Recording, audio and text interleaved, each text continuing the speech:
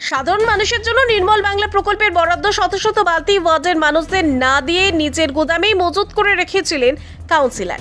সারা রাজ্যের পরিস্থিতি বেগতিক বুঝে গোপনে সেই বালতিগুলি পুরসভায় সরাতে গিয়ে এবার ধরা পড়ে গেলেন কাউন্সিলর। ঘটনা বাঁকুড়া পুরসভার 1 নম্বর ওয়ার্ডের। ঘটনার পরেই প্রকৃত তদন্তের দাবি বিক্ষোভ দেখান বিজেপি কর্মীরা।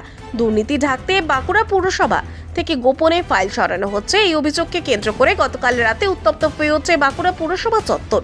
সেই সময় পুরসভার সামনে গেলে তৃণমূল ঘনিষ্ঠ হিসেবে পরিচিত বাঁকুড়া 1 নম্বর ওয়ার্ডের নির্দল কাউন্সিলর দেবাশিস লাহাকে ঘিরে বিক্ষোভ দেখান বিজেপি কর্মীরা।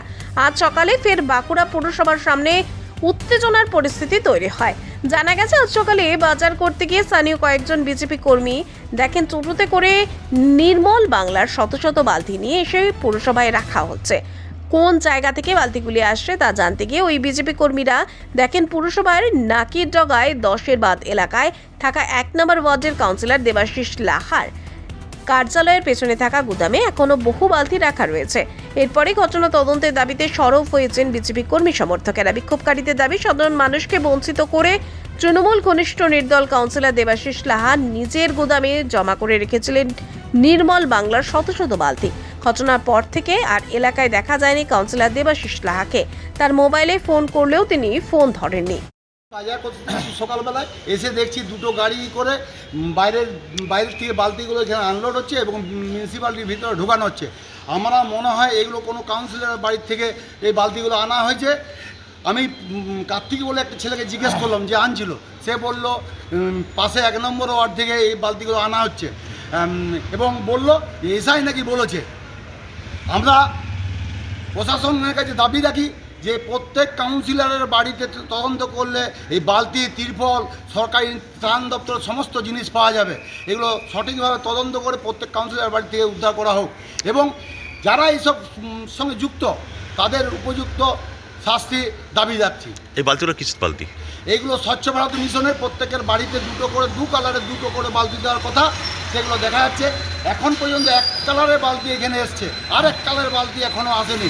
কারণ এগুলো 2টো কালার একটা ফ্যামিলিতে দেওয়ার কথা। কি মানে এই বালতিগুলো কাউন্সিলর বাড়িতে থাকার কথা নয়? এগুলো কখনোই কাউন্সিলর বাড়িতে থাকার কথা না। এগুলো পৌরসভার সম্পত্তি, পৌরসভায় থাকা উচিত। কিন্তু বর্তমানে দেখা যাচ্ছে যে তৃণমূলের কাউন্সিলররা প্রত্যেকেই সরকারি সম্পত্তি চুরি করে বাড়ির মধ্যে মজুত করে রেখেছে।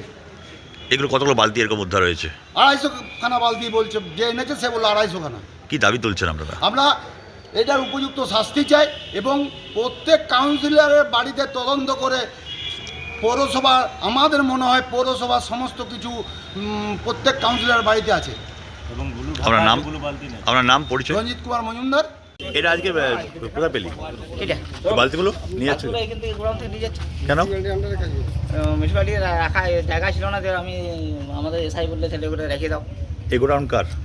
এখানে মিউনিসিপ্যালিটির ওটা নিশ্চয় আমরা জানি না কার ওটা। আমরা মিউনিসিপ্যালিটি থেকে এখান থেকে নিয়ে যাচ্ছি। দেবাশিস লাহার প্রচুর ফর্ম পড়ে রয়েছে দেখা যাচ্ছে। তা তো জানি না আমরা। 1 নম্বর ওয়ার্ডের কাউন্সিলর। হ্যাঁ, সেটা তো আমরা জানি না। তো এখানে কি বললো আর আপনি নিয়ে চলে গেলেন?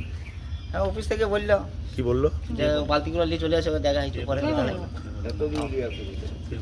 আমাদের এসআই মানুষ মহাপাত্র। তো এই যে বালতিগুলো, এগুলো তো মানুষের বাড়িতে থাকার কথা। মানুষ সেটা বলতে পারছি যে আমাদের অফিসে রাখা ছিল, দিয়ে আমাকে বললো সেটা তো আমি বলতে পারবো না। কিন্তু এই অফিস তো গোডাউন নয়, সরকারি গোডাউন তো নয়। জায়গা ছিল না নিশ্চয়ই, তারপরে আমি তো কিছু জানি জায়গা ছিল না, রেখেছেন। কার নির্দেশে রাখা হয়েছে এইগুলো সেটা আমি বলতে পারছি না। আপনি কার নির্দেশে নিয়ে যাচ্ছিলেন? আমি মানুষ এসআই নির্দেশে কি বললেন উনি? বললে যে ওখানে বালতিগুলো আছে, নিয়ে চলে যাও। কোথায় নিয়ে যাবে?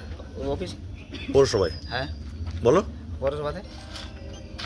আপনি কি কাজ করেন পৌরসভায়? আমি পৌরসভায় কাজ করি। আপনার নাম? আমার নাম কার্তিক রায়। বাঁকুড়া থেকে সঞ্চিত গোস্বামীর রিপোর্ট, নিউজ বঙ্গ লেখনী।